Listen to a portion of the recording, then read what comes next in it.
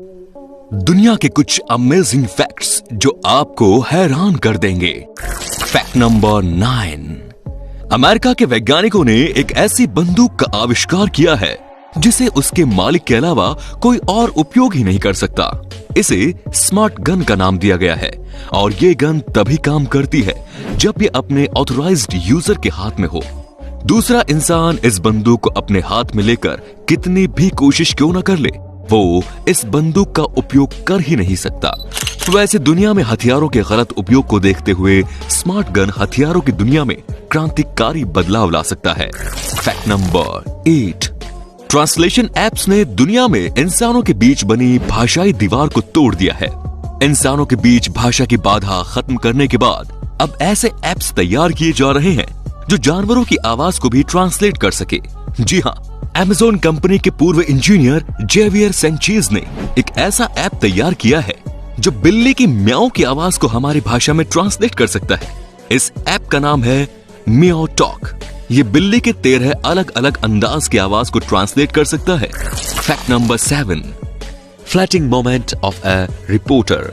कल्पना कीजिए कि आप एक रिपोर्टर हो और आपको एक ऐसे शख्स का इंटरव्यू लेने भेज दिया जाए जिस पर आपका लंबे समय से क्रश रहा है।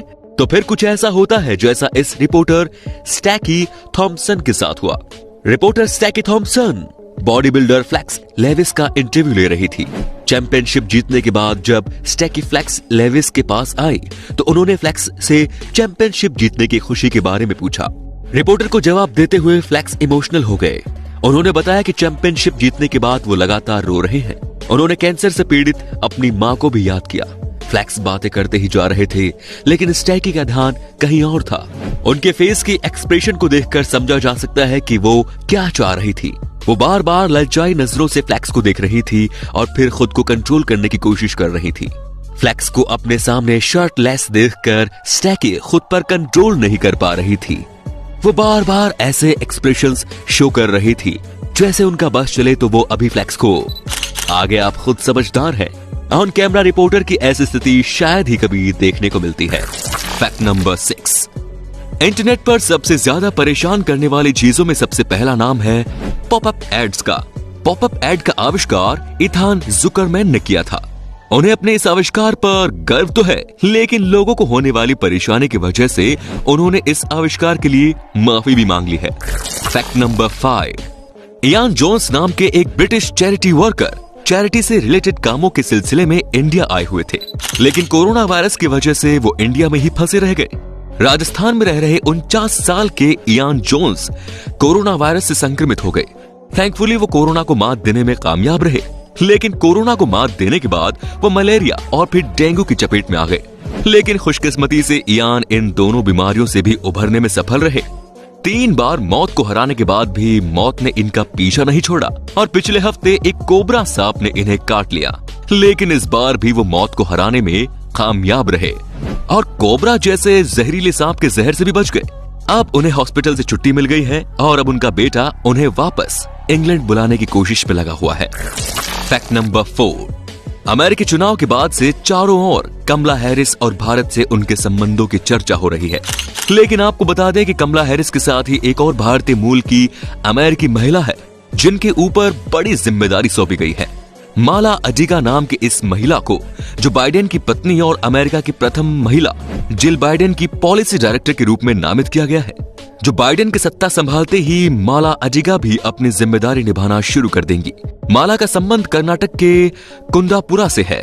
इनके पिता साल 1960 में अमेरिका चले गए थे और इनका जन्म अमेरिका में ही हुआ है। Fact number 3। बार्क के अनुसार वर्ष 2020 का IPL 400 billion viewing minutes cross करने वाला दुनिया का पहला स्पोर्ट्स टूर्नामेंट बन गया है। इस बार के आईपीएल को कुल 405 मिलियन व्यूअर्स ने देखा है।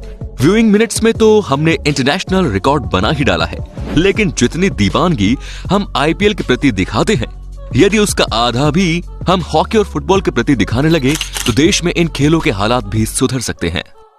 Fact number 2। आज मोबाइल हम सबकी जिंदगी का एक महत्वपूर्ण हिस्सा बन चुका है लेकिन क्या आप जानते हैं कि भारत में मोबाइल फोन सर्विस की शुरुआत होने पर सबसे पहला कॉल किसने किया था? ये उपलब्धि पश्चिम बंगाल के तत्कालीन मुख्यमंत्री ज्योति बसु के नाम पर दर्ज है। 31 जुलाई 1995 को ज्योति बसु ने नोकिया मोबाइल का उपयोग करते हुए तत्कालीन केंद्रीय संचार मंत्री सुखाराम को देश का पहला मोबाइल कॉल किया था। फैक्ट नंबर 1, चीन में दुनिया के लगभग सभी प्रोडक्ट्स की डुप्लीकेट कॉपी तैयार की जाती है। चीन की कामयाबी का राज ही दूसरे देशों की टेक्नोलॉजी की नकल करने में छुपा है। खैर, अब बेंगलोर से एक ऐसा मामला सामने आया है जिसमें नकल करने वालों की ही नकल की जा रही है।